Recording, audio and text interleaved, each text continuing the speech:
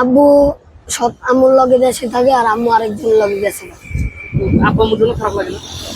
লাগে অপায় কি করবো, যার কপালে যেরকম ভাগ্যে যা জুটে। সবাই তাও আব্বু আমার একটু দেখাশোনা করে, আম্মু তো আহে না। মাঝে মধ্যে আগে নানির লগে কথা কইতাম, অপায় নানির লগে কথা কই না। যদি নানির লগে কথা কইতাম তাহলে আম্মুর লগে ফোনে কথা কইতে পারতাম না।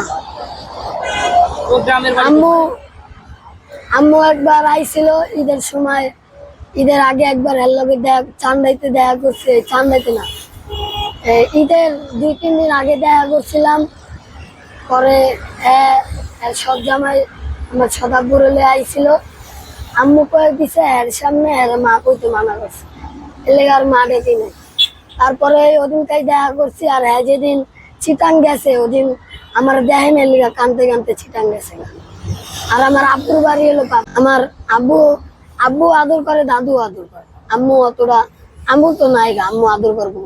ওইটা তো আফসোস হয়, যদি জীবনে পড়াশোনা যদি করতে পারতাম তাহলে ভালো একটা চাকরি পাইতাম আর এরকম করে সব জায়গায় ঘোরা লাগতো না। সবাই লাইফে আল্লাহ কপালে যা দেয় তাই জীবন। এখন তুমি আমার ভবিষ্যতে ইচ্ছা হয়েছে আমি একটা আলেম হই। পড়াশোনা তো করছো না, তাহলে আলেম কি করবে? সুযোগ পাইতেছি না পড়াশোনা। দাদি কইছে আর মাদ্রাসায় ভর্তি করবো না। আমি দাদির রিকোয়েস্ট করছি, কইছি দাদি আমারে কইরা দাও।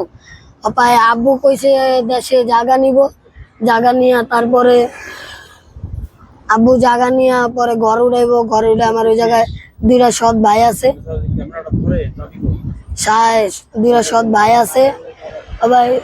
ওই ভাই করে নিয়ে আমারে কইছে দেশে ঘর উঠাইবো, ঘর উঠে আমারে মাদ্রাসায় ভর্তি করবো, আমি ওই জায়গায় যাবো। এর আমি কইছে তুই চিন্তা করিস না, আমি দেশে জায়গাটা উড়াইলেই আমি তোরে লয়ে যাবো, এই 1-2 মাসের ভিতরেই আমারে লয়ে যাবো। আচ্ছা, তোমার বয়সী যারা আছে অনেকে দেখি ওই যে আটা গাম, যেগুলো গাম খায়, অনেকে বাজে নেশা করে, এগুলো তুমি করো নাকি? জি না।